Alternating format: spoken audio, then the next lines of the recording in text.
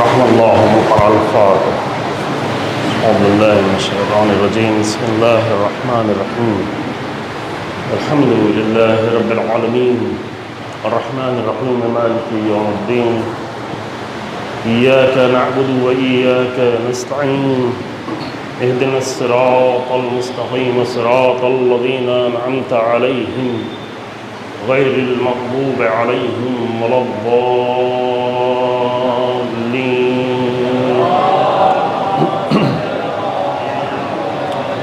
صدق الله العلي العظيم. لا حول ولا قوة إلا بالله العلي العظيم.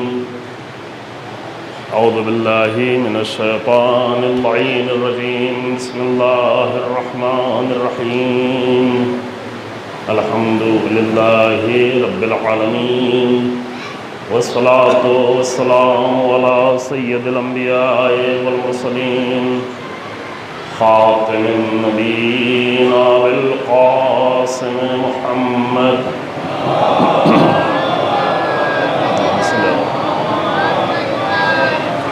ثم الصلاة والسلام على أهل بيته الطيبين الطاهرين المعصومين المنتجبين الذين أذهب الله عنهم الرجس وطهرهم تطهيرا.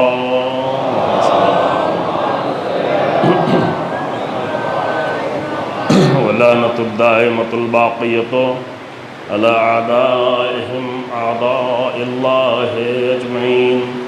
أما بعد فقد قال الله تبارك وتعالى في كتابه الكريم. بسم الله الرحمن الرحيم.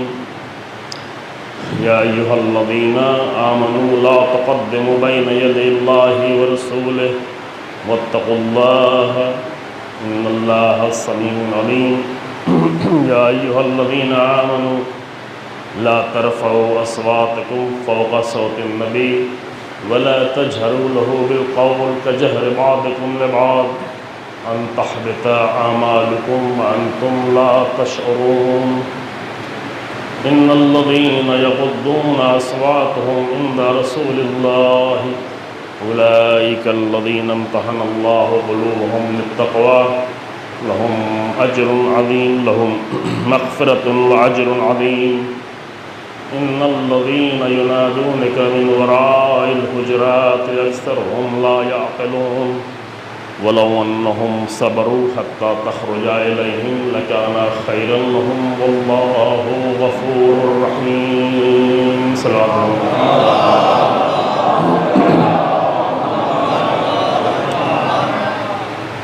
ایک دو مطالب ابھی عرض کرنے رہ گئے تھے، اس لیے میں نے شروع سے آیتیں پڑھ ڈالی ہیں، اور اس لیے بھی پڑھی ہیں کہ یہ بہت ہی اہم آیتیں ہیں، چند بار تکرار ہو جائیں تو آیتوں کے تکرار سے جو پیچھے کے مطالب بیان ہوئے ہیں وہ بھی آپ لوگوں کے لیے تکرار ہوتے رہیں. تھوڑا سا کچھ چیزیں ایسی ہوتی ہیں کہ جن کا تکرار کرنا بہت زیادہ ضروری ہوتا ہے، بہت اہم ہوتا ہے. اور کسی چیز کی اہمیت کا اندازہ لگانے کا ایک طریقہ یہ بھی ہے کہ وہ بات کتنی زیادہ تکرار کی جا رہی ہے.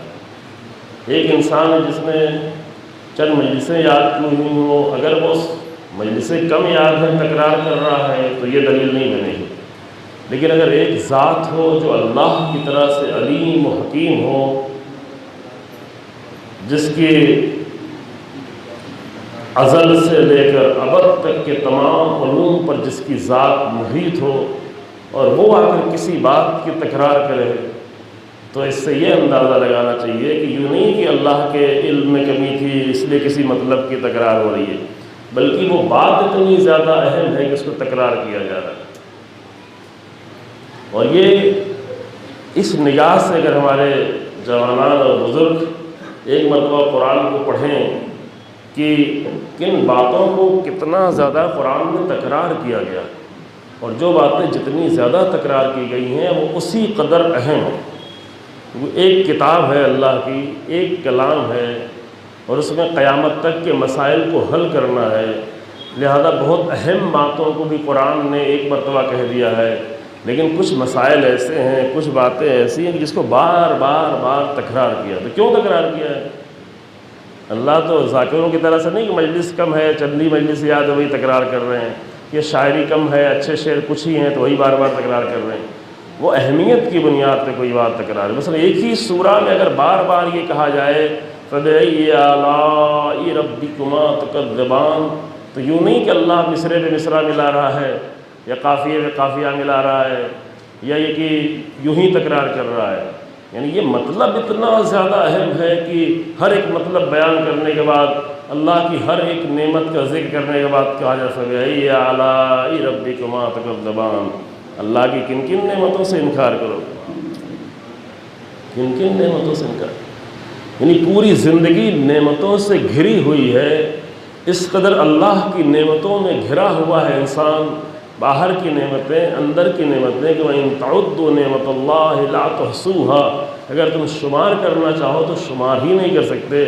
اتنی ساری نعمتوں کے درمیان میں رہ کے اتنا کفر، اتنا انکار، اتنی نعمتوں سے بے پرواہی، تو اللہ کی کن کن نعمتوں سے انکار کرو۔ اگر ایک ہی سورہ میں بار بار یہ کلمہ تکرار ہو رہا ہے کہ لَقَدْ يَسَّرْنَا الْقُرْآنَ لِلذِّكْرِ فَهَلْ مِن مُدَّكِرٍ، ہم نے قرآن کو سمجھنے کے لیے آسان کر دیا ہے، تو کیا کوئی سمجھنے والا ہے؟ اگر یہ تکرار ہو رہا ہے، ایک بار تو نہیں، بار بار تکرار ہو رہا ہے، یعنی یہ مطلب اہم ہے، اس لیے قرآن تکرار کر رہا ہے۔ اس لحاظ سے کچھ واقعات ہیں جو قرآن نے بار بار تکرار کیا ہے۔ ابھی ہمارے یہ موضوع نہیں ہے، لیکن ہم نے بھی چند دن تکرار کیا، اسی لیے کچھ باتیں اس قدر اہم ہوتی ہیں کہ اس کی اہمیت کی بنیاد پر اسے تکرار کیا جاتا ہے۔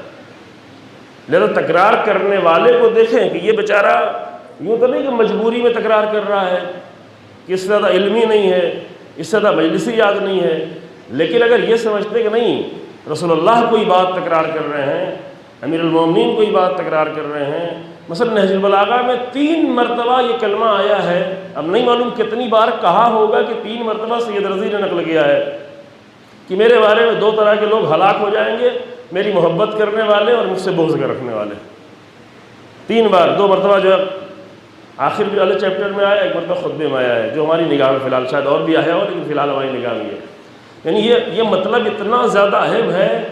امیر المومنین کے زمانے میں تو ایسے لوگ اتنے نہیں تھے، لیکن امیر المومنین آج کے زمانے کو دیکھ رہے تھے کہ بہت سارے امیر المومنین سے ایسی محبت کرنے والے آئیں گے کہ محبت میں ہلاکت تک پہنچ جائیں گے، اور جھوٹ بھی نہیں ہے، ان کی محبت بھی جھوٹی نہیں ہے، چونکہ امیر المومنین خود ہی کہہ رہے ہیں کہ محب، یہ میرا محبت کرنے والا ہے، یعنی واقعی محبت کرنے والا ہے، واقعی اس کے دل میں امیر المومنین کی محبت ہے۔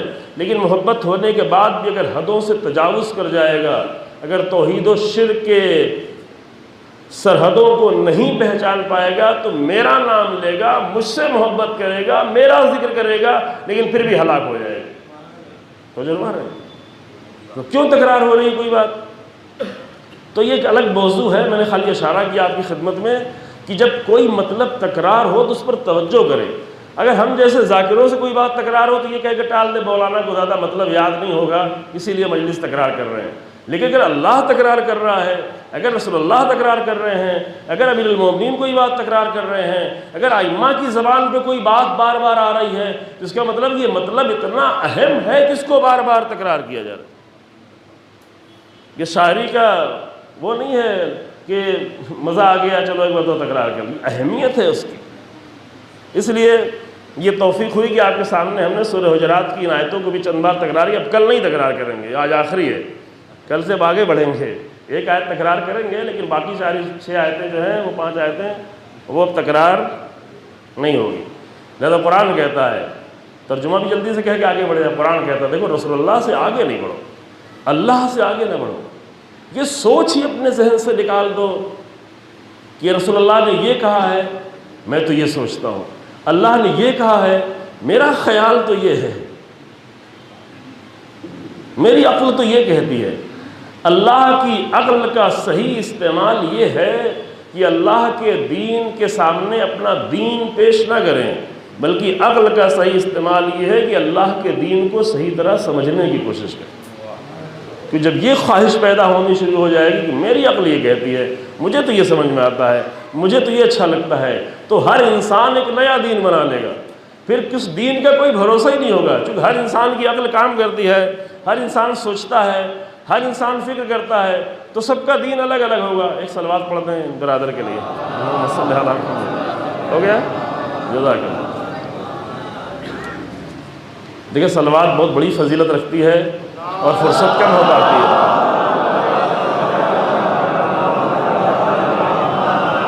میں 10-12 دن پہلے ایک کتاب پڑھ رہا تھا، اہل سنت کی کتاب تھی، ایسے ہی کسی گھر پہ رکھی ہوئی تو میں پڑھنے لگا، تو پلٹتے موٹی کتاب تھی، مجھے صلوات کے وہ ایک ہیڈنگ نظر آئی، تو میں نے سمجھا شاید ایک آپ کوئی مطلب ہوگا صلوات، اس کو پڑھنے لگا۔ اب جو میں پیج پلٹتا جا رہا ہوں، پھر ادھر بھی پلٹنا شروع کیا، ادھر پورا ایک لمبا چیپٹر 20-22 صفحے صرف صلوات کی فضیلت میں۔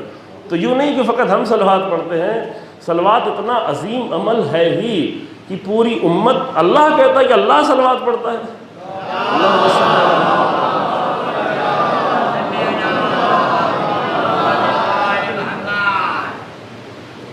اللہ پڑھتا ہے، ملائکہ پڑھتے ہیں، ان اللہ و ملائکتہ یصلون علی النبی۔ تو اے مومنو، یہاں بھی یا ایھا الذین آمنوا، یا ایھا الذین آمنوا صلوا علیہ وسلموا تسلیما۔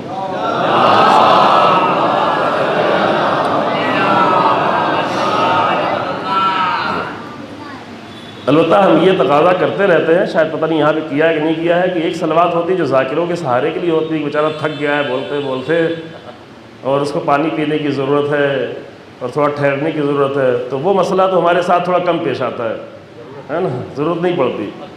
تو جو ذاکر کے لیے صلوات پڑھتے ہیں وہ شاید ہمارے لیے کم پیش آئے گی، لیکن اپنی زندگی کے لیے اور اللہ کی بارگاہ میں اہل بیت کے لیے صلوات پڑھنا یہ جاری رکھے۔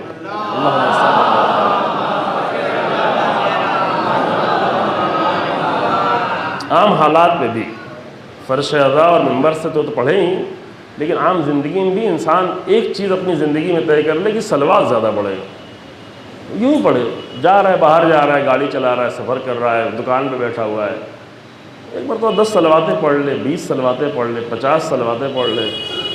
اسی کتاب میں کعب ابن ابی کی روایت تھی کہ رسول اللہ کے پاس آئے اور آ کے، میں بھول کے نہیں ہٹاؤں یہاں سے، جان کے ہٹاؤں کیونکہ اہم مسئلہ ہے موضوع سے۔ کعب ابن ابی رسول اللہ کے پاس آئے کہ یا رسول اللہ، یہ اہل سنت کتاب کی روایت ہے، اور ضرور نہیں کہ ہر روایت جو ہم کہیں کہ نہیں اچھی روایت ہے، کہ یا رسول اللہ ہم دعائیں تو بہت پڑھتے ہیں اور ان دعاؤں میں صلوات بھی پڑھتے ہیں، صلوات دعا ہے در حقیقت، ہم بہت ساری دعائیں پڑھتے ہیں اور صلوات بھی پڑھتے ہیں، تو آپ مجھے اتنا بتا دیں کہ صلوات کتنا پڑھیں، یعنی کتنا پرسنٹ جو دعاؤں میں صلوات پڑھیں۔ تو رسول اللہ کا جتنا دل چاہے پڑھو، کہا نہیں، ہم مثلاً اپنا 1/3، 1/3 اپنی دعاؤں کا حصہ ہم صلوات پڑھتے ہیں آپ پر، اتنا آپ پڑھتے ہیں کہ نہیں پتہ نہیں، اور 2/3 اور ساری دعائیں پڑھتے ہیں۔ کہا اچھا ہے، لیکن اس سے زیادہ پڑھو تو بہتر ہے۔ کہا اچھا، یعنی آدھی صلوات پڑھیں، مثلاً 2 گھنٹے دعا پڑھتے ہیں تو 1 گھنٹہ صلوات پڑھیں اور 1 گھنٹہ دوسری دعائیں پڑھیں۔ کہا اچھا ہے، لیکن اس سے بھی زیادہ پڑھو تو بہتر ہے۔ تو کہا کہ پھر صرف صلوات پڑھے دعا کے لیے؟ کہا کہ اگر صلوات پڑھتے ہو تو اللہ تمہارے تمام گناہوں کو معاف کر دے گا اور اللہ تم پر رحم کرے گا۔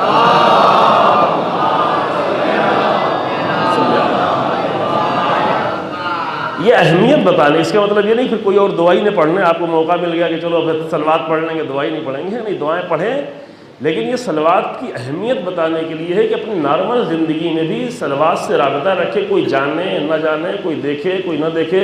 اب ذاکرین کو تو چاہیے کہ چیخ کے پڑھو، چیخ کے پڑھنا بھی اچھا بھی ہے، صلوات بلند آواز میں پڑھی جائے، دور تک جائے، تھوڑا بیدار ہو جائیں لوگ۔ ہماری مجلس میں یوں بھی کسی کو نیند اگر آنے لگے تو اور جو ہے بیدار ہو جائیں، لیکن لازم نہیں کہ آپ راستہ چلتے جا رہے ہونٹ ہلاتے ہوئے جائیں یا وہاں بھی چیختے ہوئے صلوات پڑھتے جائیں نا۔ اس طرح بھی پڑھ سکتے ہیں کہ بیوی کو پتہ نہ چلے، بچے کو پتہ نہ چلے اور کسی کو پتہ نہ چلے، لیکن صلوات کا عمل جاری ہے۔ اور اس طرح بھی پڑھ سکتے ہیں کہ میری بیوی مجھے دیکھے تو اس کو بھی پڑھنے کا دل چاہے، اور میرا بیٹا مجھے دیکھے تو اس کو بھی دل چاہے کہ وہ بھی تو صلوات پڑھ لے، یا ہمارے کوئی مرحوم ہو گیا ہے اس کے لیے 3 صلواتیں، 10 صلواتیں، 50 صلواتیں پڑھ کے ہدیہ کر دیں، شاید یہ بہترین ہدیہ ہوگا انشاءاللہ تعالی۔ ایک صلوات اور پڑھیں۔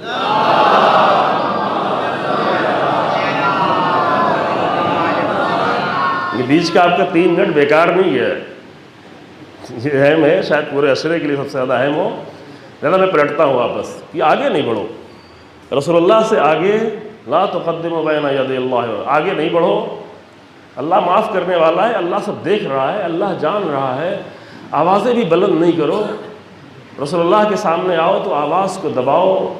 اگر آواز تم اپنی گھٹاتے ہو، دباتے ہو، آہستہ بولتے ہو، ادب سے بولتے ہو، تو یہ تمہارے امتحان ہے. اللہ نے تمہیں تقویٰ کے لیے انتخاب کیا ہے، تقویٰ ہونا چاہیے. تقویٰ نہیں ہوگا تو رسول اللہ کا احترام نہیں ہوگا. ادب کا تعلق بھی عقیدے سے ہے. اگر عقیدہ مضبوط ہوگا تبھی انسان جو ہے رسول اللہ کا احترام کر پائے. کل کچھ نمونے آپ کے سامنے پیش کر دیے. نمونے بہت ہیں، تفسیروں میں نمونے بہت ہیں. انشاءاللہ اگر اللہ نے کبھی توفیق دی تو اسی موضوع پر پورا اشرا پڑھا جائے تو شاید وہ نمونے اور بہت سارے مطالب عرض ہو. لیکن ابھی اس بار طے یہ کہ انشاءاللہ قرآن کی چند آیتوں سے اور بھی آشنائی ہو جائے، ہے نا. اور اس کے ساتھ ساتھ یہ کہ جو آ کر رسول اللہ کے حجروں کے پیچھے کھڑے ہو کے چیختے ہیں، یا محمد مجھے یہ کام ہے، یا محمد میرا یہ مسئلہ حل کرو، یا محمد مجھے یہ بتاؤ، نام بھی لے رہے ہوتے ہیں. یا اگر کسی میں تھوڑا احترام ہے تو یا رسول اللہ کہتے ہیں، تو دیکھو یہ کام نہیں کرو، تھوڑا انتظار کر لو، تھوڑا صبر کر لو، تھوڑا صبر کر لو. کل میں نے ایک بات کہی اور آج ہی 2-3 ایسے واقعے میرے سامنے لا کے کسی نے بیان کیے، دیکھا کہ اس کی تو رعایت نہیں کی گئی. کہ مثلا ایک انسان سو رہا ہے، ایک انسان آرام کر رہا ہے، ضروری نہیں کہ فوراً اس کو جگہ ہی دو، فوراً اپنی بات کہہ دو. پھر اگر محترم انسان ہے تو زیادہ اس کا خیال رکھا جائے، بزرگ ہے تو زیادہ خیال رکھا جائے، بوڑھا ہے تو اور زیادہ خیال رکھا جائے. اور رسول اللہ سے بڑھ کر کون ہے؟ لہذا رسول اللہ کو اپنا کام کرنے دو. رسول اللہ کی زندگی مشغول ہے. رسول اللہ کے پاس دوسری جگہ قرآن کہتا ہے کہ کھانا کھانے بھی آ رہے ہو تو کھا وا کے اٹھ کے چلے جاؤ، دیر تک بیٹھے نہ رہو.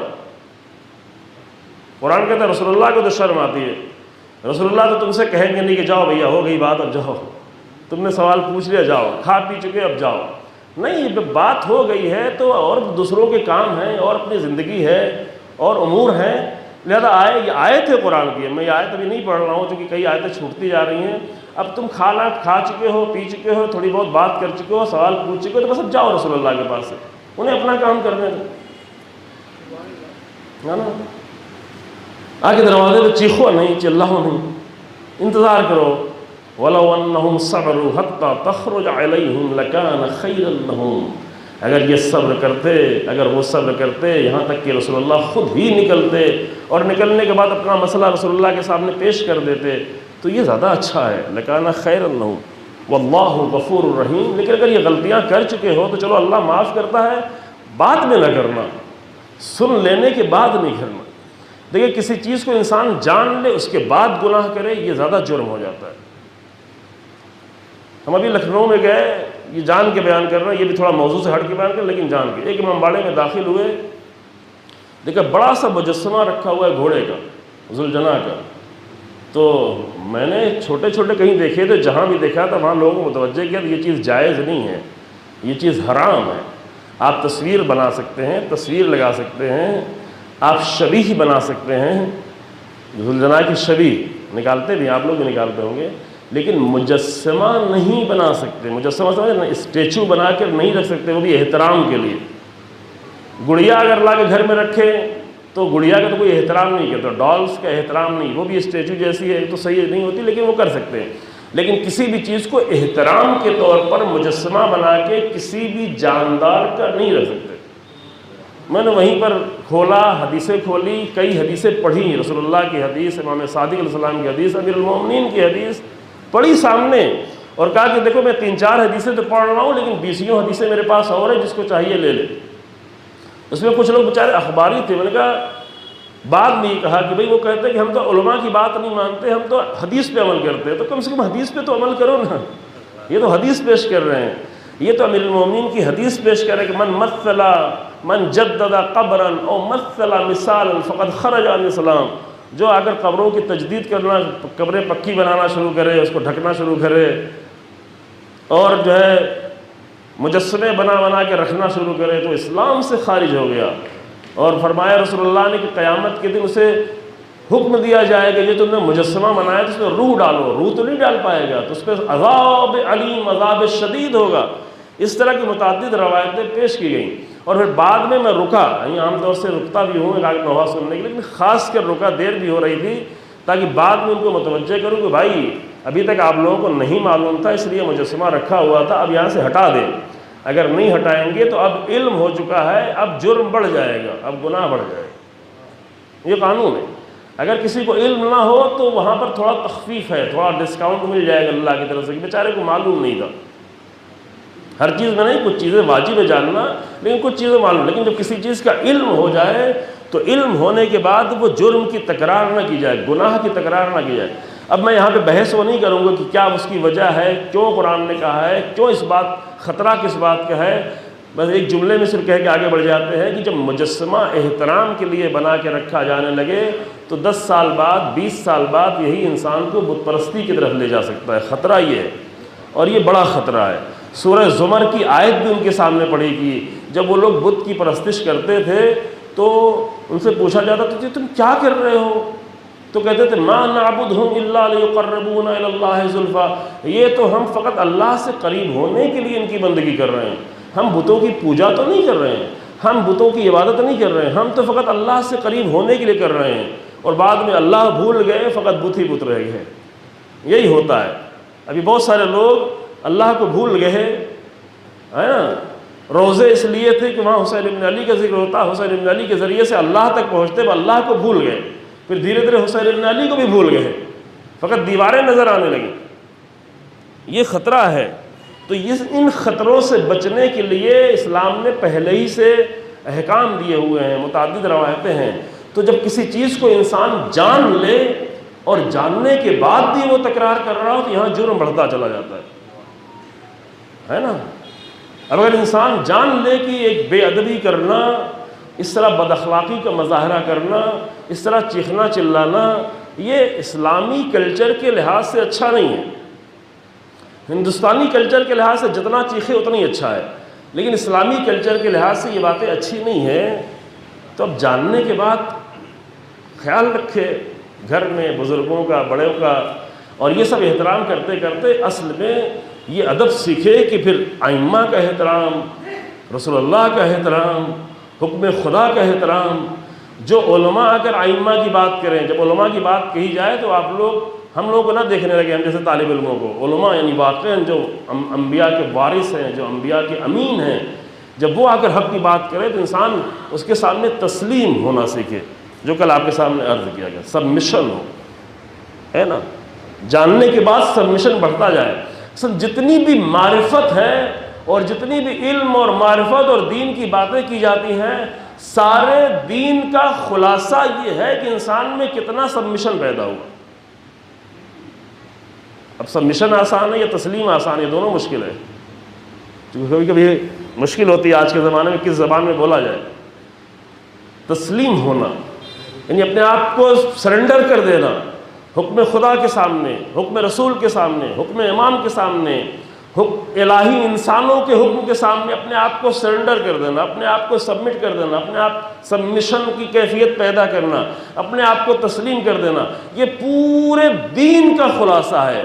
یہ پورے دین کی اتنا بنیادی مسئلہ ہے کہ حضرت ابراہیم جیسا نبی 120 سال سے بھی زیادہ عمر ہونے کے بعد اللہ کی بارگاہ میں دعا کرتا ہے کہ ربنا وجعلنا مسلمین لک، اے میرے اللہ مجھ کو اور میرے بیٹے کو اپنی بارگاہ میں تسلیم قرار دے، مسلمان قرار دے۔ ابراہیم و مسلمان، ابراہیم ان کو امامت تک مل چکی ہے، نبوت و خلت و رسالت و امامت تک بھی مل چکی ہے۔ وہ ابراہیم یہ دعا کر رہے ربنا وجعلنا مسلمین لک، مسلمین کہا ہے، یہاں پہ کوئی یہ بہانہ نہیں کر سکتے، نہیں عام لوگوں کے لیے کہا ہوگا، اپنے بچوں کے لیے کہا ہوگا۔ مسلمین یعنی تثنیہ کا صیغہ، یعنی ہم دونوں کو، صرف دو کی بات ہو رہی ہے، وہ دو لوگ کی جو کعبے کی دیواروں کو وَإِذْ يَرْفَعُ إِبْرَاهِيمُ الْقَوَاعِدَ مِنَ الْبَيْتِ وَإِسْمَاعِيلُ، وہاں بھی یہ کہہ رہے تھے ربنا تقبل منا انک انت السمیع العلیم وجعلنا ربنا وجعلنا مسلمین لک، اے میرے اللہ ہم دونوں کو۔ بعد میں اپنے بچوں کے لیے بھی دعا کی گئی وَمِن ذُرِّيَّتِنَا أُمَّةً مُسْلِمَةً لَكَ، ہماری ذریت میں بھی امت مسلمہ قرار دے جو تیری بارگاہ میں تسلیم ہو، جس کے اندر یہ سبمشن کی صلاحیت ہو۔ لیکن اے میرے اللہ اس مقام پر آنے کے بعد بھی ہم دونوں میں یہ صفت بڑھتی چلی جائے. ہم لوگ تھوڑا سا دین، تھوڑا سا ایمان، تھوڑا سا اسلام، تھوڑی سی چیزیں حاصل کر کے سمجھتے ہیں ہم سب سے بڑے مسلمان ہو گئے. ابراہیم وہاں پہ دعا کر رہے ہیں، 120 سال کی عمر کے بعد دعا کر رہے ہیں، پروردگارا ہمارا سبمیشن اور بڑھتا جائے اور بڑھتا جائے. اللہ بھی کہہ رہا ہے کہ ابراہیم اسلم کل اسلمت لرب العالمین. یہ اور آگے جا کے بیان ہو رہا ہے. ابراہیم سے کہا ابراہیم تسلیم ہو جاؤ، تو کہا پروردگارا میں تو تسلیم ہوں. اسلمت لرب العالمین. کہ جو تسلیم ہو جاتا ہے وہ پھر آگے نہیں بڑھتا. اگر وہ جو کل میں نے واقعات بیان کیے اگر تسلیم ہو گئے ہوتے تو بار بار رسول اللہ سے آگے بڑھنے کی کوشش نہیں کرتے. رسول اللہ کہہ رہے ہیں جاؤ لشکر میں جاؤ، وہ واپس چلے آ رہے ہیں. رسول اللہ کہہ رہے ہیں قلم و دعوات لے آؤ، میں نے کل قلموں کچھ کہہ دیا تھا، کرتاس والا واقعہ ہے. ایک تو یوم الخمیس پنجشنبے کا قلم و کاغذ لاؤ، قلم و کاغذ نہیں دے رہے ہیں. رسول اللہ کہہ رہے ہیں فلاں کام کرو، یعنی بہت سارے لوگ ایسے کرتے رہتے تھے. تسلیم کون تھا؟ تسلیم کون؟ رسول اللہ کے سامنے تسلیم کون تھا؟ اللہ اکبر. امیر المومنین کی فضیلت اس لیے سارے لوگوں پہ زیادہ ہے کہ امیر المومنین سے بڑھ کو کوئی رسول اللہ کے سامنے تسلیم ہی نہیں تھا. ہر ایک سوال کرتا تھا، ہر ایک پوچھتا تھا، ہر ایک اعتراض کرتا تھا. بہت سارے لوگ ناراض ہو جایا کرتے تھے، بہت سارے لوگ آ کر اعتراض کر لیتے تھے، بہت سارے لوگ رسول اللہ کی موجودگی میں آ کر دوسروں کو سزائیں دینا شروع کر دیتے تھے، حتیٰ اپنی بیٹی کو مارنے لگتے تھے کوڑا رسول اللہ کے ہوتے ہوئے. لیکن امیر المومنین تسلیم تھے، فقط تسلیم. ہم سمجھتے ہیں دوسروں کے سامنے تسلیم ہونا یعنی یہ تو ہماری کمی ہو گئی. نہیں، باطل کے سامنے تسلیم ہونا یہ کمی ہے، جابر و ظالم کے سامنے تسلیم ہونا یہ عیب ہے. لیکن اللہ کے سامنے تسلیم ہونا یہی بندگی ہے، یہی عظمت ہے، یہی بزرگی ہے، یہی بڑے ہونے کی دلیل ہے. رسول اللہ کے سامنے تسلیم ہونا یہی عظمت ہے. تو یہ حالت اپنے اندر انسان پیدا کرتا چلا جائے. یعنی بہت سارے اعمال جب انجام دے رہا ہو تو یہ نہیں دیکھے کہ میں نماز پڑھ رہا ہوں، میں روزہ رکھ رہا ہوں، میں فلاں کر رہا ہوں. یہ دیکھے یہ سارے اعمال کرنے کے ذریعے سے ہمارے اندر حالت تسلیم کتنی پیدا ہوئی. اگر حالت تسلیم پیدا ہو گئی، کسی کا نام تو نہیں تسلیم کہ آپ کا ذہن ادھر جا رہا ہو، ادھر لے آئیں، یہیں پہ بندگی کی طرف لے کے آئیں. اگر حالت تسلیم پیدا ہو گئی تو اب یہ خطرے سے بچ جائیں گے کہ بار بار دل چاہے گا کہ ہاں دین تو یہ کہتا ہے لیکن میں تو یہ کہتا ہوں. پھر یہاں تقدم نہیں ہوگا. پھر امیر المومنین کی سیرت پہ چلنے کی توفیق ہو جائے گی. ان کی سیرتوں میں بار بار نہیں چلیں گے. رسول اللہ کے سامنے آ کر سوال کرتے رہتے تھے، اعتراض کرتے رہتے تھے. ہم نام امیر المومنین کا لے رہے ہیں تو سیرت کسی اور کی اپنائے ہوئے ہیں. دین میں بھی آگے بڑھ رہے ہیں، حکم میں بھی آگے بڑھ رہے ہیں، رسول اللہ کے سامنے بھی آگے بڑھ جانا چاہ رہے ہیں، مراجع کے سامنے آگے بڑھ جانا چاہ رہے ہیں. وہ حکم دے رہے کہ نہیں میں تو یہ کہتا ہوں. کیوں کہتے ہیں بھائی؟ تو یہ حالت تسلیم پیدا ہو. میں آپ سے ایک سوال کرتا ہوں، آپ یہ بتائیں کہ رسول اللہ نے سب سے بڑی چیز کیا دی پوری امت کو؟ ایک آیت میں نے کل ترجمہ کر دی تھی، آیت نہیں پڑھ پائے تھے، بہت اچھی آیت تھی. سوچا تو شروع میں وہ پڑھیں گے، جب تک آپ یہ سوچیں تب تک میں وہ آیت پڑھ لوں. قرآن کہتا ہے فلا وربک. دیکھو اللہ تمہارے رب کی قسم، تمہارے رب کی قسم کہ تم اپنے مسائل میں فیصلہ رسول اللہ سے کراؤ.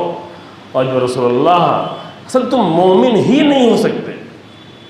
یہ جو گمان کیے بیٹھے ہو مومن مومن ہم بڑے مومن ہیں، ہو ہی نہیں سکتے. فلا وربک لا یؤمنون حتی یحکموک فیما شجر بینہم. جو کچھ بھی تمہارے درمیان میں اختلاف ہوتا ہے تو ان اختلاف میں فیصلہ کرنے کے لیے کس ذات کو قرار دو؟ رسول اللہ کو قرار دو. آپ کے رسول اللہ یہاں پہ کہاں ہے؟ نہیں، آپ یہ نہیں کہہ سکتے. سعودی عرب کے لوگ کہہ سکتے کہ رسول اللہ تو قبر کے اندر ہیں، وہ یہاں کہاں ہیں. لیکن ہم یہ نہیں کہہ سکتے کہ رسول اللہ یہاں پہ کہاں ہے. رسول اللہ ہیں، رسول اللہ کا دین ہے، رسول اللہ کا قانون ہے، رسول اللہ کا حکم ہے، رسول اللہ کی شریعت ہے. تو کس کو بلاؤ؟ اپنے باپ کو، اپنے دادا کو، اس کو کورٹ کو، برطانیہ سے متاثر ہمارے کورٹ کو آ کر اس کے ذریعے سے اپنے فیصلے نہیں کراؤ. کورٹ فیصلہ کر دیتی ہے، بڑا دل پہ سکون آ جاتا ہے. اور اگر آ کر قرآن کے مطابق ایک فیصلہ کیا جائے اور اگر ہمارے مطابق نہ ہو تو ہمیں سکون نہیں ملتا، کہتا یہ تو مولوی نے فیصلہ کیا ہے۔ ہاں، ایک جج فیصلہ کر دیتا ہے، مجبور ہو کے مان لیتے ہیں، کیونکہ وہاں مجبور ہے، پولیس آئے گی، نہیں مانو گے تو پولیس بنوائے گی، لیکن اللہ فیصلہ کرے تمہارے بارے میں، دین فیصلہ کرے، وہاں ماننے کو تیار نہیں ہوتے۔ قرآن کیا کہتا ہے؟ قرآن کہتا ہے کہ وَمَن لَمْ يَحْكُمْ بِمَا أَنزَلَ اللَّهُ فَأُولَٰئِكَ هُمُ الْفَاسِقُونَ وَمَن لَمْ يَحْكُمْ بِمَا أَنزَلَ اللَّهُ فَأُولَٰئِكَ هُمُ الْكَافِرُونَ وَمَن لَمْ يَحْكُمْ بِمَا أَنزَلَ اللَّهُ فَأُولَٰئِكَ هُمُ الظَّالِمُونَ۔ ایک 1.5 صفحے میں آیتیں تھوڑا تھوڑا مسئلہ بیان کر کے بیان ہوئی ہے کہ جو اپنے مسائل میں اللہ کے نازل کیے ہوئے حکم کے مطابق فیصلے نہیں کر رہا ہے تو وہ ظالم بھی ہے، وہ فاسق بھی ہے، وہ کافر بھی۔ فَأُولَٰئِكَ هُمُ الظَّالِمُونَ فَأُولَٰئِكَ هُمُ الْكَافِرُونَ فَأُولَٰئِكَ هُمُ الْفَاسِقُونَ۔ کون فیصلہ کرے؟ ہمارے مسائل الجھتے تو کس سے فیصلہ ہو؟ فیصلہ آئے، شریعت کے مطابق اپنے مسائل کا فیصلہ کرو، حل کر لے، اس پہ عمل بھی کرے۔ اور اس کے بعد قرآن کہتا ہے کہ ثُمَّ لَا يَجِدُوا فِي أَنفُسِهِمْ حَرَجًا، جب یہ فیصلہ شریعت کے مطابق ہو جائے تو اپنے دل میں تنگی بھی محسوس نہیں کرنا، میرے مطابق نہیں ہوا، میرے لیے اچھا نہیں ہوا، ٹھیک ہے تھوڑی زمین چلی جاتی ہے، جانے دیں، شاید اس کے بدلے میں بہت زیادہ آخرت میں مل جائے، دل میں تنگی محسوس نہیں کریں۔ مما قضیت، جو رسول اللہ نے فیصلہ کیا پھر اس کے بعد تنگی محسوس نہیں کریں۔ وَيُسَلِّمُوا تَسْلِيمًا، اور تسلیم ہو جائے، بالکل تسلیم۔ سزا دی جا رہی ہے تو دل میں اپنے وَلَا تَأْخُذُكُمْ رَحْمَةٌ، رافت کا لفظ ہے، اگر سزا دی جا رہی ہے تو تمہارے دل میں اس کے لیے رحم نہیں پیدا ہو، مجرم کے لیے رحم نہیں پیدا ہو۔ منزل یہ سخت ہوتی ہے، لیکن اگر قانون کے مطابق ایک مجرم کو سزا دی جا رہی ہے تو دل میں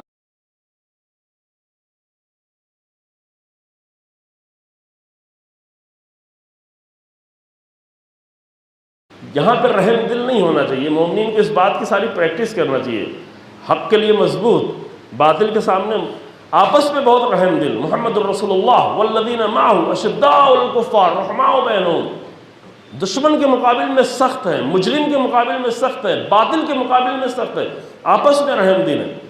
اگر معاملہ الٹ گیا، آپس ہی میں لڑنے لگے، آپس ہی میں جھگڑنے لگے، ممبر کو ممبر کے خلاف استعمال کرنے لگے، تو ظاہر ہے کہ جب آپس میں ایک دوسرے کے خلاف سخت ہو گئے تو باطل کے سامنے نرم ہونا پڑے گا، کیونکہ اتنا کمزور ہو چکے ہوں گے آپس میں لڑ لڑ کے کہ باطل کے سامنے آواز اٹھانے کی طاقت ہی نہیں ہوگی، کمزور ہو چکے ہیں۔ یہ آیت قرآن، یہ احکام ہے کہ تم نہ رافت محسوس کرو، نہ رحمت محسوس کرو، اللہ کے حکم کے سامنے تسلیم ہو۔ اگر ایک مجرم کو سزا بھی دی جا رہی ہے تو تمہارے دل میں بھی حتی رحمت پیدا نہ ہوگی۔ یہ دیکھو، یہ مارا جا رہا ہے جوان، میں نے دیکھا تھا 2 جوان کو یوں ہی پھانسی پہ کرین کے ذریعے سے پھانسی لگا کے بہت اوپر لٹکا دیا، جو مجمع بہت زیادہ تھا، 10,000 لوگ تھے، تو اگر سامنے دی جاتی، جو کچھ مجرم ایسے جس کے لیے یہ کہا گیا کہ سامنے لوگوں کی سزا دو، تاکہ پھر وہ جرم کرنے کی سوچ بھی لوگوں کو ختم ہو جائے گا، اگر کریں گے تو یہ ہوگا۔ تو وہاں سے ایک خاتون گزر رہی تھی، میرے قریبی سے گزر رہی تھی، کہہ رہی اس کی ماں تو یہاں موجود نہیں ہے، اب اس کے دل میں وہ نرمی پیدا ہو رہی، اور دوسرے لوگ تھے، وہ پتھر تو وہاں پہ نہیں تو سکے مار رہے تھے، اٹھا سکے اس کو مار رہے، مجرم کو مارے، مجرم کو سخت سزا دے، وہاں پہ رحمت نہیں کیسے ماروں۔ ایک دن میں وہ لوگ جنہوں نے بدترین خیانت کی تھی جنگ کے حالات میں، ان کی کم سے کم یہ سزا تھی کہ ان کو مار دیا جائے۔ ان کو جب مارا گیا، ایک دن میں 450 لوگوں کو ایک کنواں کھود کے دڑا دڑ مار کے جو ہے ڈال دیا گیا۔ اب کہ نہیں، یہ تو رحمت کی بات ہونا چاہیے، جہاں رحمت نہیں ہے، مجرموں کے لیے رحمت نہیں ہے۔ وہ جو ایک بچے کو جا کے مار دیتا ہے، وہ ایک بچی کے اوپر ظلم کرتا ہے، وہ جو 10 جرم کر چکا ہے، جب اس کو سزا دی جانے لگتی ہے تو یہ بیچارہ کم حافظہ انسان، جس کا حافظہ بہت کمزور ہے، وہ اس کے سارے جرم بھول جاتا ہے اور یہ دیکھتا ہے اس کو کیوں سزا دی جا رہی ہے۔ یہ اگر اس کو سزا نہیں دی جائے گی اگر ہماری سوچ آگے بڑھے گی، ہم کہیں نہیں یہ نہیں ہونا چاہیے، تو معاشرہ فساد سے بھر جائے گا۔ اگر مجرموں کو سزا نہیں دی جائے گی، اگر مجرموں کے خلاف سخت بات نہیں کہی جائے گی، تو معاشرے میں فساد پھیلنا شروع ہو جائے گا۔ فساد کو روکنے کے لیے ضروری ہے کہ سخت بات کہی جائے، سزا دی جائے، جرم کی سزا دی جائے۔ ہمارے ملک کے طریقے سے نا بڑے سے بڑے مجرم، ان سب کو کسی نہ کسی طرح چھوڑ دیا جائے، اور جو بیچارے مارے گئے وہ تو گئے، مجرم لوگ بچے ہوئے ہیں۔ مجرموں کے لیے جشن منایا جا رہا ہے، مجرموں کی آزادی پر جشن منایا جا رہا ہے، یہ ایک ملک کی تباہی کی حالت ہوتی ہے۔ لیکن ہمیں اس سے مسئلہ یہاں پہ نہیں ہے۔ ہمارا مسئلہ یہ کہ اسلام یہ کہتا ہے کہ جب تمہارے سامنے کوئی حکم آئے تو وہاں پہ تم آگے نہیں بڑھو۔ سوال یہ تھا، سوچ چکے کہ نہیں آپ لوگ؟ کیا تھا؟ قرآن کہتا ہے ما آتاکم الرسول فخذوہ، جو بھی رسول دے لے لو، کل آیت پڑھی، جس سے منع کرے اس سے رک جاؤ۔ رسول اللہ نے سب سے بڑی چیز کیا دی؟ رسول اللہ نے امت کو سب سے بڑی چیز کیا دی؟ آپ بہت ساری چیزیں کہہ سکتے ہیں، رسول اللہ نے قرآن دیا، رسول اللہ نے ادب دیا، رسول اللہ نے سلیقہ دیا، رسول اللہ نے علم دیا، رسول اللہ نے اخلاق دیا، رسول اللہ نے کردار دیا، رسول اللہ نے تہذیب دی، یہ سب کچھ دیا۔ لیکن ایک چیز ایسی بھی رسول اللہ نے دی جس کے بعد قرآن کی آیت نازل ہوگی، الیوم اکملت لکم دینکم واتممت علیکم نعمتی۔ دیکھو میں آرام سے کہہ رہا ہوں کہ آپ کو زیادہ واہ واہ کرنا نہیں، سوچے اس پہ۔ یہ باتیں عام طور سے صرف تعریف اور خوشی کے لیے پڑھی جاتی ہے، لیکن اسے سوچنے کا مسئلہ ہے کہ رسول اللہ نے سب سے بڑی چیز کیا دی۔ میں تو یہ کہہ سکتا ہوں کہ یہ قرآن کی آیت دلیل ہے، اور اس کے پہلے والی آیت بھی دلیل ہے کہ یا رسول اللہ فَإِن لَمْ تَفْعَلْ فَمَا بَلَّغْتَ رِسَالَتَهُ، اے رسول اللہ اگر آپ نے یہ کام نہیں کیا تو کچھ کیا ہی نہیں، کچھ بھی نہیں کیا، رسالت نہیں پہنچائی تو کیا ہی کیا ہے؟ کہا آپ نے رسالت ہی کوئی نہیں پہنچائی، رسالت نہیں پہنچائی تو بیکار، زیرو، رسول اللہ کے اکاؤنٹ میں زیرو آ جائے گا معاذ اللہ۔ اگر یہ نہ کیا، کیا دیا پھر؟ اب بتائیں گے رسول اللہ نے کیا دیا۔ رسول اللہ نے ایک الہی نظام دیا، اور الہی نظام قائم کرنے کے لیے رسول اللہ نے اپنی بھی جان خطرے میں ڈالی تھی، اور جس کو مولا بنا کے جا رہے ہیں اس کی بھی جان خطرے میں ڈالی تھی۔ کیونکہ اگر ایک الہی نظام ہم دے کے نہ گئے تو 4 لوگوں کو نمازی بنا کے، 10 لوگوں کو مسلمان بنا کے، 4 لوگوں کو روزہ دار بنا کے ہم کیا کر لیں گے؟ تو مولوی بھی کر لیتا ہے، مولوی اتنا ہی کر کے خوش ہو جاتا ہے۔ رسول اللہ تو اتنے کے لیے نہیں آئے تھے۔ اب یہ بات اگر آپ کو یاد ہو، 5 یا 6 سال پہلے پڑھ چکا ہوں، لفظ دہراتا نہیں، صرف اشارہ کر کے آگے بڑھتا ہوں کہ ہمارے ذہنوں میں اگر یہ ہے کہ رسول اللہ ڈر کے چلے گئے ہجرت کر کے، تو یہ رسول ہمارا رسول، اللہ کا رسول نہیں ہے۔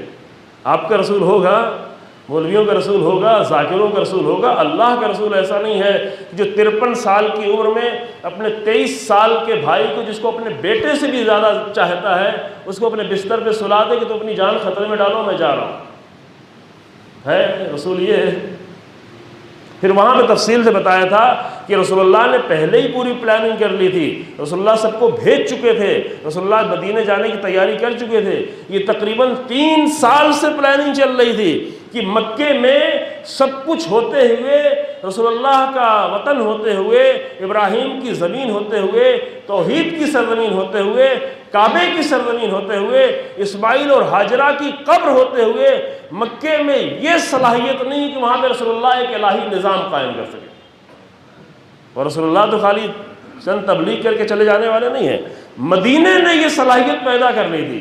3 سال کے درمیان پہلے 2 آ کے مسلمان ہوا، پھر 6 ہوا، پھر 12 ہوا، پھر 72 لوگ آئے، یہ آ کر مسلمان ہوتے گئے۔ پھر رسول اللہ کا مبلغ بھیجا، جب مبلغ گیا تو پورا مدینہ، یہودیوں کو چھوڑ کے جو کنارے رہتے تھے، پورے مدینے کے سارے مشرک سب کے سب مسلمان ہو گئے۔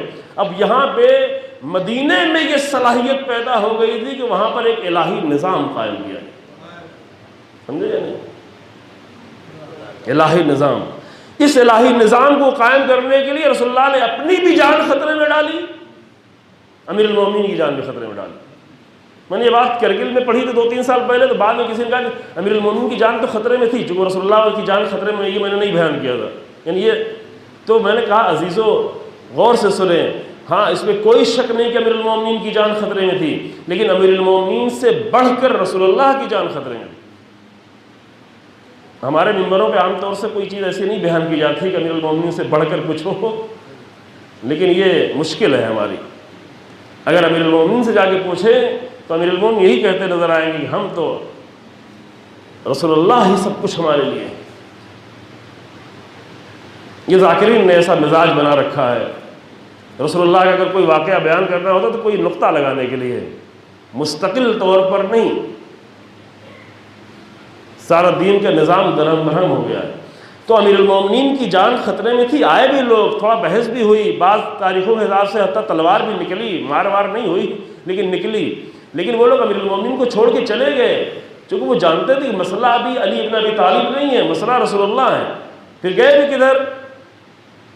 مدینہ کی طرف نہیں گئے، مکے سے نارتھ کی طرف جائیں تو مدینہ ہے۔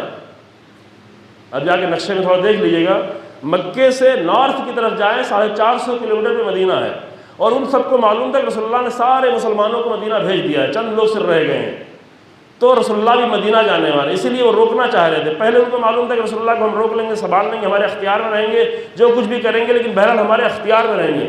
ان کو یہ لگا کہ رسول اللہ اگر یہاں سے چلے گئے تب تو پورا نظام بنا دیں گے، اور وہ جو نظام بنائیں گے تو پھر ہم اس پہ ٹک نہیں پائیں گے اس کے مقابل میں، لیکن رسول اللہ کو جانے نہیں دینا ہے، ان کو یہ خبر تھی، اسی لیے آ کے گھیر لیا، اور رسول اللہ وہاں سے نکلے۔ وہ واقعات آپ کو معلوم ہے۔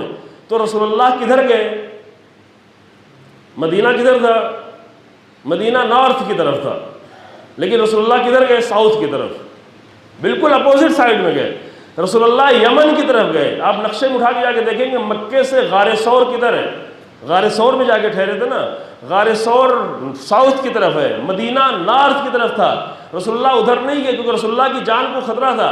یہ بھی امیر المومنین کو چھوڑ کر یوں ہی نہیں مدینے کی طرف بھاگ چلے کہ چلو رسول اللہ ادھر گئے ہوں گے، چلو پکڑ کے لاتے ہیں، معاذ اللہ۔ انہوں نے کیا کیا؟ انہوں نے پہلے پہچنوایا، بلایا قیافہ شناس کو، قدم شناس کو، کہ دیکھو کدھر کدھر سے گزرے ہیں، اور اس نے کہا نہیں ادھر رسول اللہ نہیں گئے، ادھر گئے ہیں، تو ادھر ہی گئے۔ ادھر جاتے جاتے غار ثور تک پہنچے۔ غار ثور پہ جو لوگ حج کرنے عمرہ کرنے گئے ان کو معلوم ہے کہ غار ثور پہ چڑھنے میں کم سے کم 45 منٹ لگتا ہے ایک جوان کو۔ رسول اللہ اتنی بلندی پر جا کر ٹھہرے ہوئے تھے غار میں، وہ رسول اللہ کو ڈھونڈتے ڈھونڈتے وہاں تک پہنچ گئے، غار ثور کے در تک پہنچ گئے۔ تو رسول اللہ کی جان خطرے میں تھی یا نہیں تھی؟ وہ تو اللہ نے بچایا، اللہ کو امیر المومنین کو بھی بچانا تھا۔ جس سے اللہ کو کام لینا ہے تو وہ چھری کے نیچے سے بھی نکال لیتا ہے، بچا لیتا ہے، کام لینا ہے۔ امیر المومنین کو شب ہجرت بچایا بستر سے، رسول اللہ کو غار ثور سے بچایا، لیکن رسول اللہ نے اپنی بھی جان اور اپنے بھائی کی بھی جان خطرے میں اس لیے ڈالی کہ اگر یہ جان خطرے میں ڈال کے مدینے جا کر اگر ہم ایک نظام الہی قائم نہ کر سکے تو کیا کیا؟ آخری نبی رہ گئے، ہم کیا کریں گے؟ یہ کہ 200-300 لوگوں کو مسلمان بنا دیے، یہی ہم جا کے اللہ کے سامنے پیش کریں گے؟ فائدہ کیا ہے؟ یہ کرنے کے لیے آئے ہیں۔ اور وہ جس کے لیے رسول اللہ نے اتنی اپنی جان خطرے میں ڈالی تھی، وہ غدیر میں یہ بھی محسوس ہو رہا ہے کہ واللہ یعصمک من الناس، رسول اللہ گھبرائے نہیں، آپ کی جان کو خطرہ نہیں ہے، رسول اللہ کو جان کی پرواہ بھی نہیں ہے۔ تو کہہ بھی رہے تھے کہ میرا وقت تمام ہونے والا ہے، آخری وقت ہے، اسی لیے وصیت کر رہے تھے۔ لیکن اصل مسئلہ یہ ہے کہ رسول اللہ نے سب سے زیادہ قیمتی چیز جو دی وہ وہی نظام جس کے لیے جان اپنی خطرے میں ڈالی تھی، امیر المومنین کی جان خطرے میں ڈالی تھی، اس کو قیامت تک کے لیے ایک نظام بنا کے دیا۔ اب اس نظام کو جب نہیں مانا گیا، یہاں پہ بات تھی، تقدم ہوا، یا ایھا الذین آمنوا لا تقدموا بین یدی اللہ ورسولہ، رسول اللہ سے آگے نہیں بڑھو، اللہ سے آگے نہیں بڑھو۔ رسول اللہ نے اپنی طرف سے امیر المومنین کی ولایت کا اعلان نہیں کیا تھا، رسول اللہ نے اللہ کی طرف سے اعلان کیا تھا۔ تو جب امیر المومنین کی ولایت کا اعلان کیا گیا تو جن لوگوں نے امیر المومنین کی ولایت کو نہیں مانا، کیا کیا؟ رسول اللہ سے آگے بڑھنے کی کوشش کی۔ صرف ایک ہی واقعہ تو نہیں جو کل میں نے آپ کے سامنے پیش کیا گیا، پھر ہوا کیا اس کے بعد؟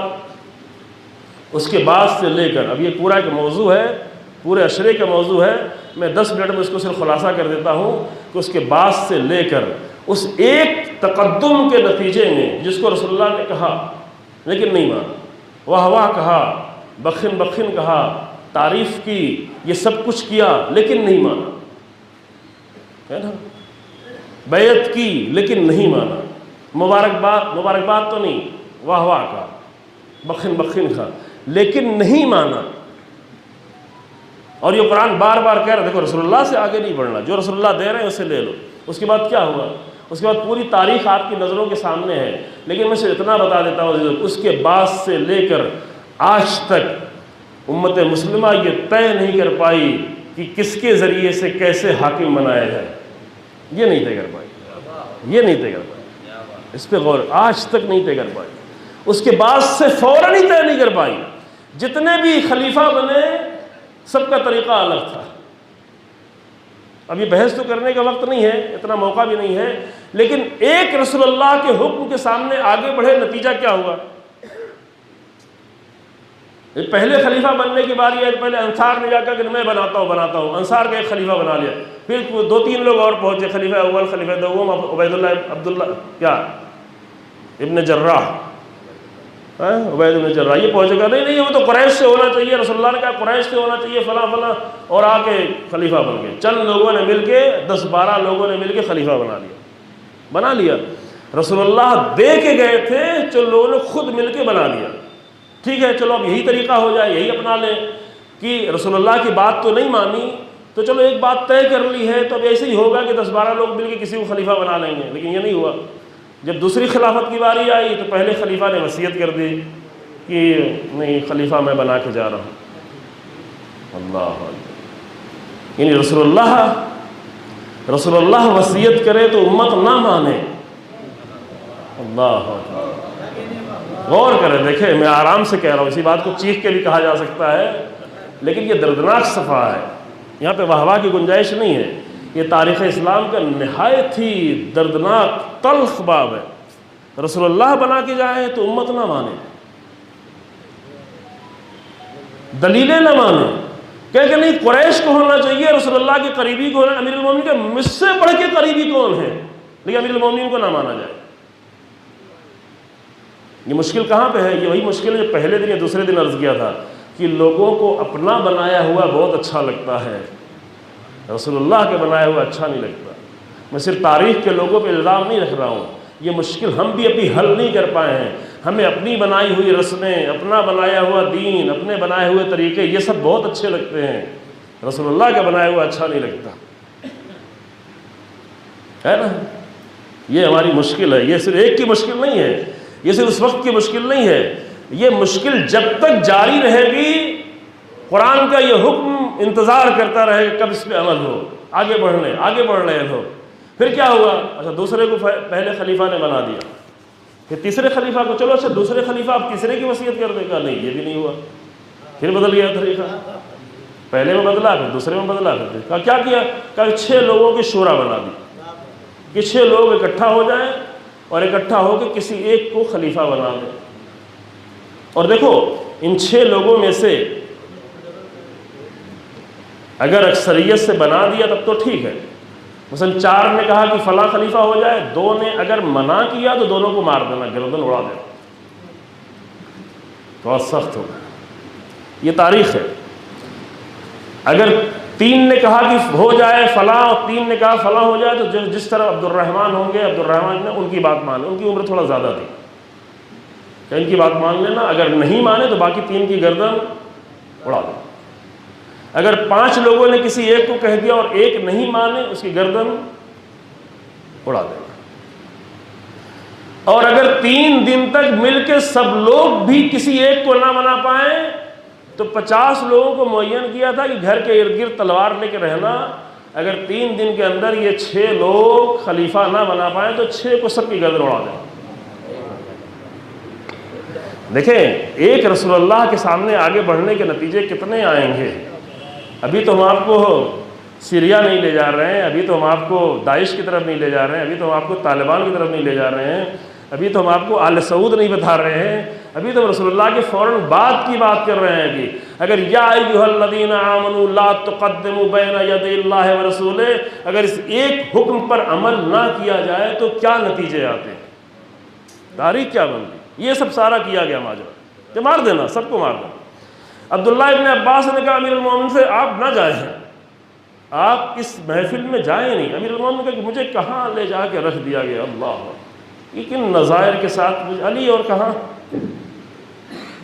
کہا آپ نہ جائیں۔ تو امیر المومنین کا نہیں، میں جاؤں گا اس لیے کہ میں نہیں چاہتا کہ میری وجہ سے امت میں اختلاف ہو۔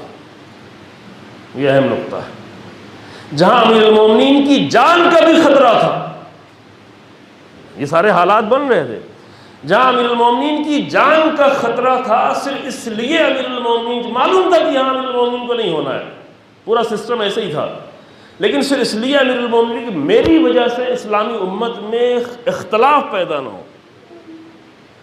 اب ایسے امیر المومنین کی امت ممبروں سے بھی آگے اختلاف کی باتیں کرے تو یہ تعجب نہیں ہوتا آپ لوگوں کو؟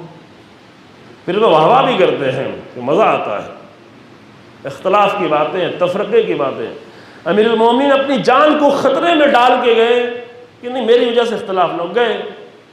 اب ماجرا میں بیان کروں، فرصت نہیں ہے، لیکن ایک تھوڑا سا اشارہ کر دوں کہ یہ اہم تاریخ کے مسائل اس کو جاننا چاہیے۔ جیسے امیر المومنین کے سب لوگ اکٹھا ہوئے، زبیر نے اپنا ووٹ امیر المومنین کو دے دیا، زبیر۔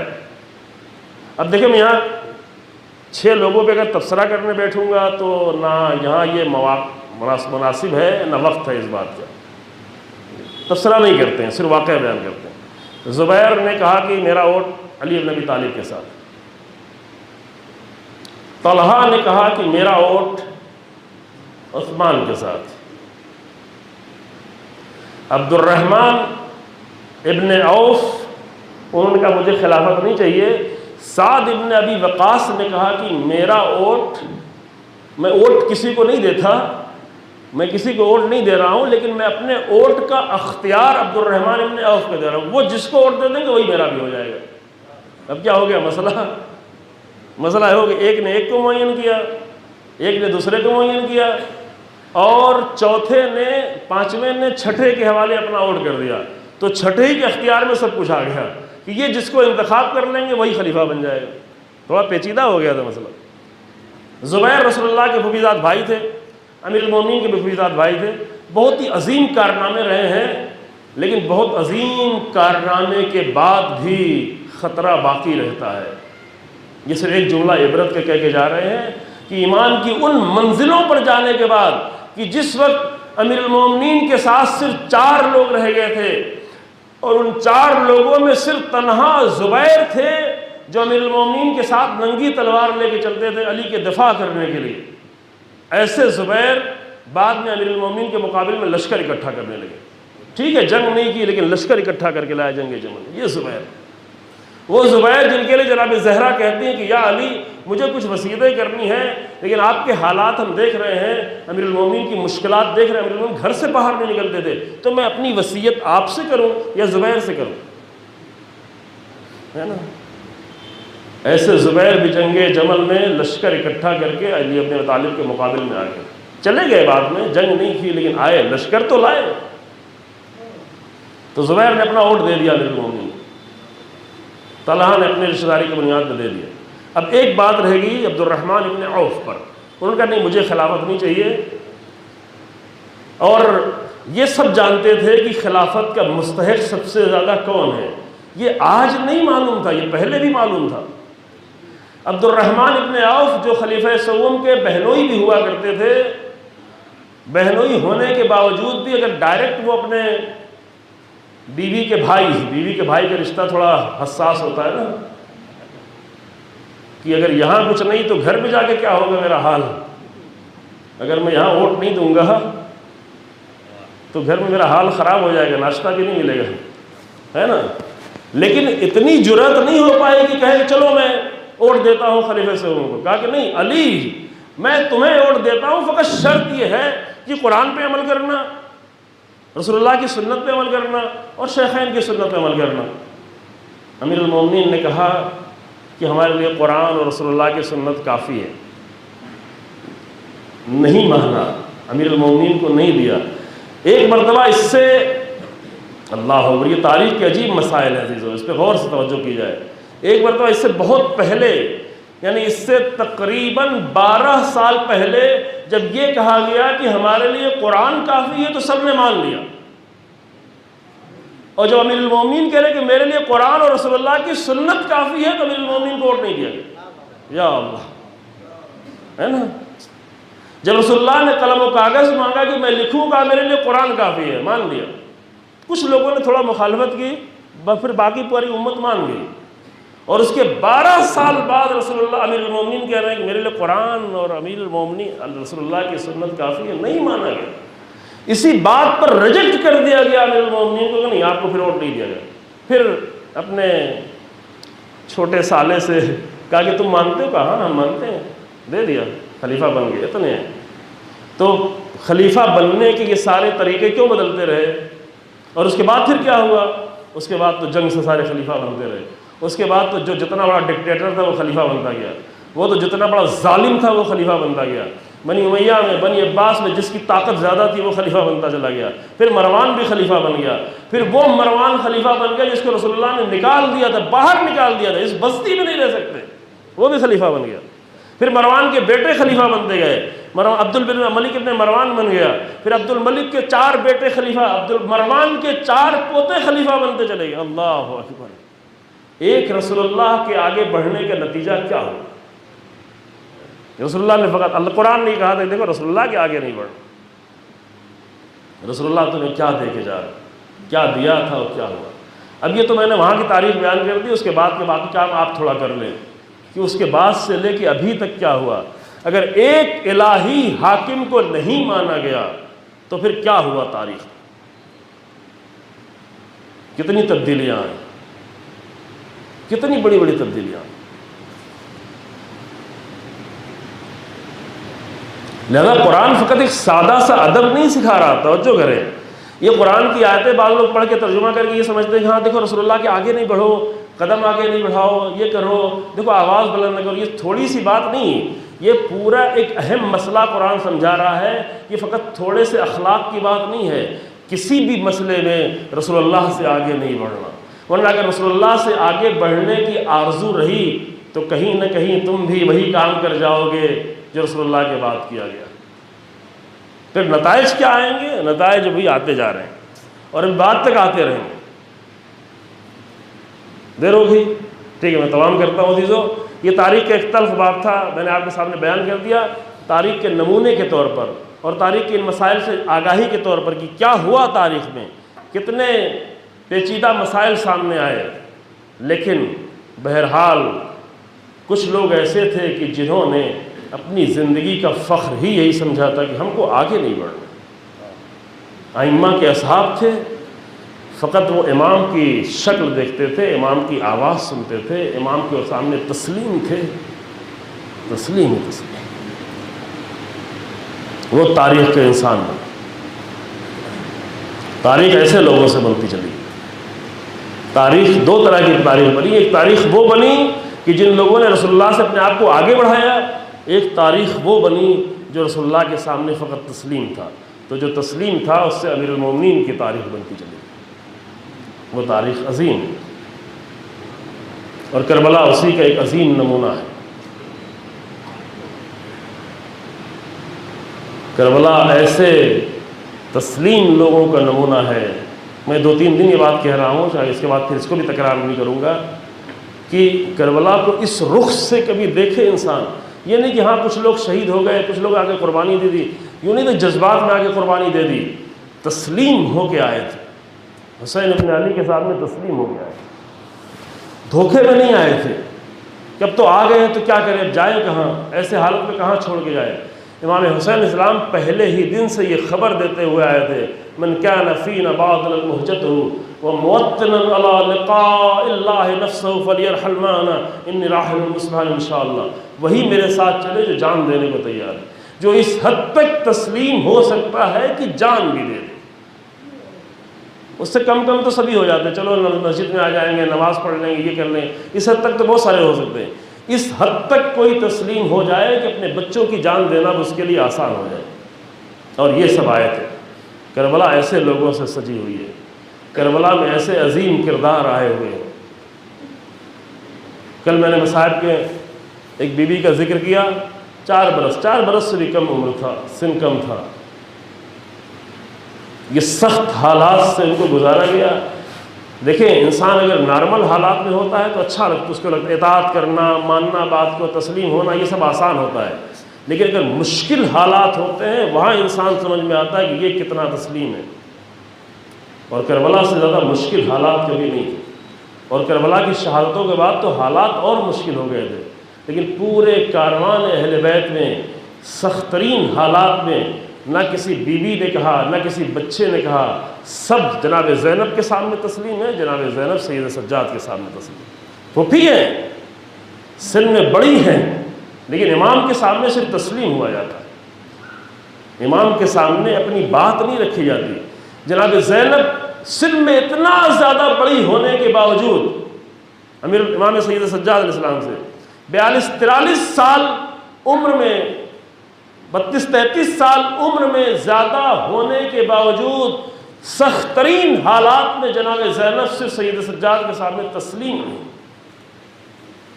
پورے سخت حالات میں کہیں ایک جملہ ایسا نہیں ملتا کہ جناب زینب نے اپنی طرف سے کوئی رائے دی ہوگی بیٹا۔ ہاں، بزرگ کے احترام میں سید سجاد آگے پوچھ ضرور لے رہے ہیں، یہ بزرگوں کا احترام ہے، لیکن زینب تسلیم۔ کیا خیمے سے نکل جاؤ تو نکل جائے، خیمے سے سب کو نکال دو، سب کو نکال دیا۔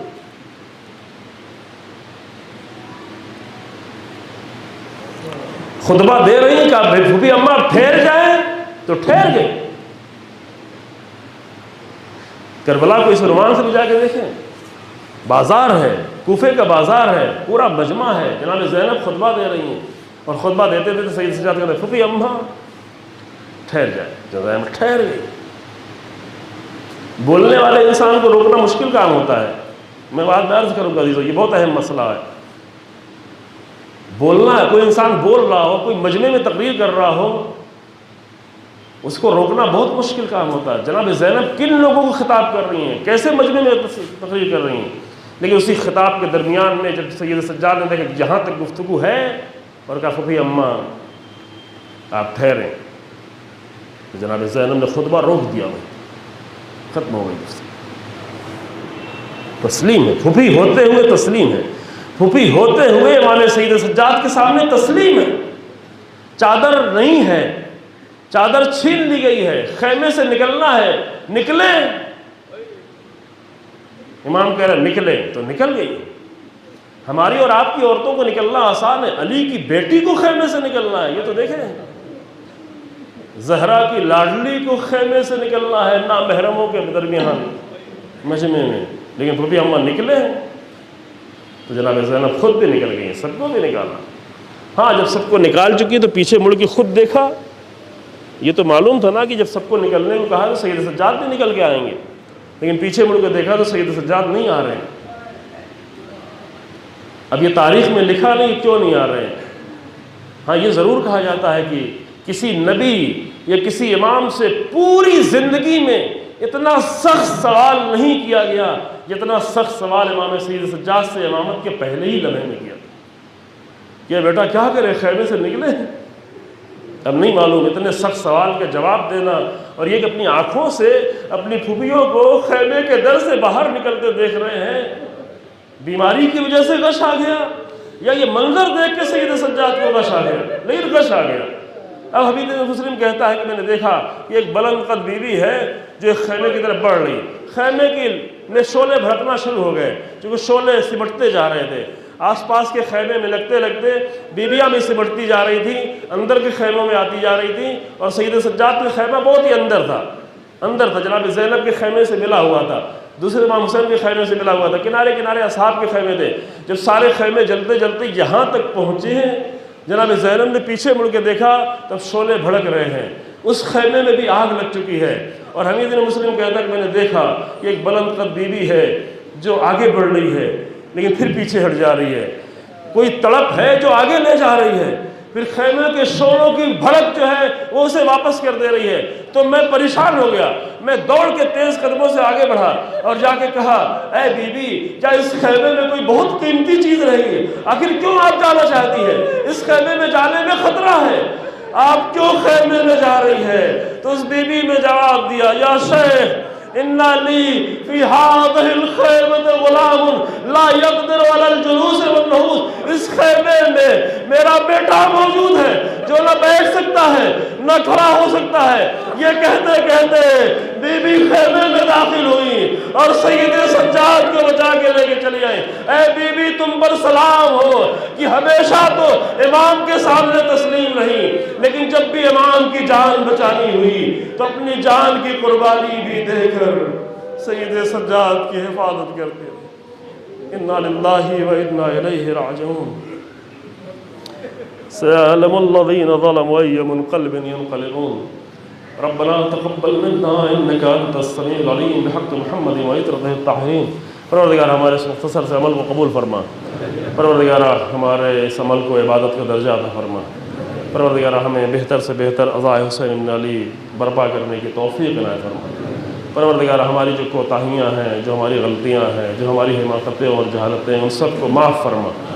پروردگار کلمہ حق کو عزت و سربلندی عطا فرما، کلمہ باطل کو نیست و نابود فرما۔ پروردگار اپنے دین، اپنے قرآن، اپنی کتاب، اپنے رسول، اپنے ائمہ کے سامنے ہمیں تسلیم ہونے کی صلاحیت عطا فرما۔ پروردگار علماء حکر مراجع کرام کی حفاظت فرما۔ آیت اللہ سیستانی اور رہبر انقلاب اس بوڑھے مجاہد کو جس پوری امت مسلمہ کے لیے ایک امید بنا ہوگا، ان سب کی حفاظت فرما۔ پروردگار مجاہدین اسلام کو کامیابی اور کامرانی عطا فرما۔ جو اس راہ میں شہید ہو گئے ان کو شہداء حق کے ساتھ محشور فرما۔ امام زمانہ کے ظہور میں تعجیل فرما اور ہمیں امام کے حقیقی ناصر و مکرام۔